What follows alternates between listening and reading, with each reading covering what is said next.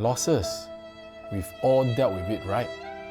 From investor to investor, the last thing you want to happen in your real estate property is for it to sell only at a break-even, let alone at a loss. Most of us know that property guarantees growth. So how is it that others ironically bring their money down the drain? More importantly, is there a way to prevent it? So the big question is this: how busy professionals and homeowners like us make six-figure profits from the property we own safely by doing it with research, data, and numbers.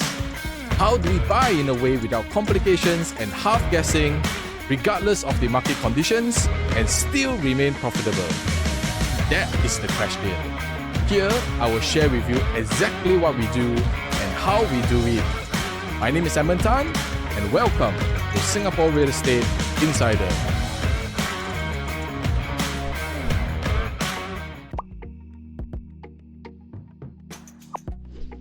Hello everyone, Edmund Tan here, your Singapore Real Estate Insider.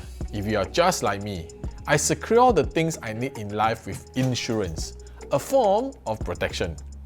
Do you ever wish you could do the same for your property price? Can you imagine if today all our properties are guaranteed to rise to a higher level? How great will that be? I'm going to share with you this unknown fact many do not know. My friend, in property, there's such a thing called built-in price protection. In a nutshell, it protects your investment from lowering its value and ensures it grows year by year by keeping a watchful eye on some important factors. To illustrate, let's look at J Gateway Property. With close proximity to Jurong East Hub Interchange MRT and how it allows every transportation that one should need to go everywhere. It's a very convenient spot that's also close to many malls, schools, supermarkets, medical centers, and more. Notably, this project was launched in 2013, one of the peak points in property prices, yet many still choose to buy them. And here's the most interesting thing: 136 out of 138 transactions were sold with a good profit margin, but last two units were sold at a loss. An average Joe would rightly just shoot off these differences and be like, it's just two properties and I got 136 more winning over. But us insiders, we know that even though a win is a win, losses are lessons. So let's dive deeper into this topic with a comparison of two unprofitable units. These units were both bought during the launch date and were sold in April 2022, another period with a record peak price. So how could it ever incur losses? The unit at a loss was a one-bedroom unit on the ground floor complete with a study and a patio. The other unit is also a one-bedroom unit but without a study and a patio.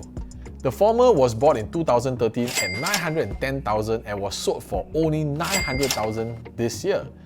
The latter, on the other hand, was bought at $764,000 in 2013 and sold at $938,000 in 2022. How did that happen? Do you see which unit had built-in price protection? The first unit decreased in value even after 10 years of waiting, despite most investors getting their guaranteed profit in this bullish market. Does your property have built-in price protection? How can you determine that in your property now? So stay with me and you learn about the 6 points that affect your price protection. And you must remember them. Our 6 items on the docket are location, purpose, property valuation, profit, new launch or resale property, and the property market. Whoa, seems like a lot, right? But that's what I'm here for. These are some of the most important factors that affect your price protection. First up, we have location. Location. This is still as true today. This plays an important indicative role for your property price in the future because where you live mirrors how you want to live. Make sense? So choose ones that's promising. Areas near schools, MRT, upcoming transformations sweetens that deal. Another thing is purpose. There is a reason for everything, and identify why you want to purchase a property. It is not just essential, it's necessary. Property investments are not cheap, and integrating your lifelong plans along with this change helps you avoid regrets and losses in the future. So bear these questions in mind, my friend. How long are you intending to hold on to the property? Is it going to last through your primary schools, for your kids only? Or do you intend to stay for the next 10 years for their education? You better make sure that these are something you can recall. And along with this, you have to consider the third part, which is property valuation. The numbers are important. You will need to do the math. Purchase price, taxes, interest rates. Do not overlook this cost because you want to make sure you'll be making more than what you paid for at the start. With higher interest rates and higher prices for property, the need to adjust financials is very important. How we can save in the meantime is also an essential thing to learn. The fourth factor is profit. Ask yourself, how much do you want to earn? And what does your bottom line, your net income looks like over a certain period? This factor will indicate how long you need to hold on to your property before selling. If the plan is to exit in a mid-term plan like 5 to 6 years, then choosing the right property in the next step is crucial to maximize the potential. Next is new launch versus resale. Choose which property yields better results, but also which can cater to most of your needs and purposes. There is a saying, you can't have it all. Wanting to have both high returns while also attending to your needs and wants is just a recipe for you to end up with nothing. As much as many don't like to hear this, you do need to make a decision if the property is for your own stay for good or you're buying from an investment point of view. Why? Because both criteria are very different. Don't you agree? And if you start to mix both criteria together, you likely will end up with the wrong property, or worse, none. And now to our final factor, the property market. As you go into property investment, you need to learn the ropes of the market and read between the lines of the data to ensure you're making your best decision to maximize your profit. There are so many data points to look at for property, and one mistake could make you lose 6 figures easily.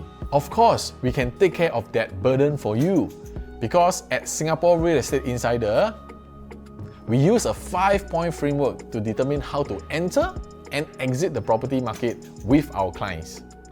As these 6 points are extremely crucial, I will do a separate video to cover each of the points in details. And for every factor which I have mentioned before, you have to remember that it's not an overall reason. Properties that were sold below its purchase price, to be fair, can be the result of a number of isolated reasons. The loss might have happened because of the unit's condition, or perhaps the owner needs to sell it as soon as possible. And take note, these cases are very rare nowadays since 2013 because of the various cooling measures preventing any homeowners from over-leveraging, thus unable to pay for the mortgages. So remember that you need to be very careful in your research before investing in a significant property in today's marketplace. It takes more than just guts to move swiftly in this field. What if I were to share with you from a research numbers perspective? It makes a lot of sense. A disclaimer, everyone's situation is different. So before you jump into following what we do clarify with us first before adopting this strategy. This might not be for you. If you like more personal time with me, comment me below and let's discuss more.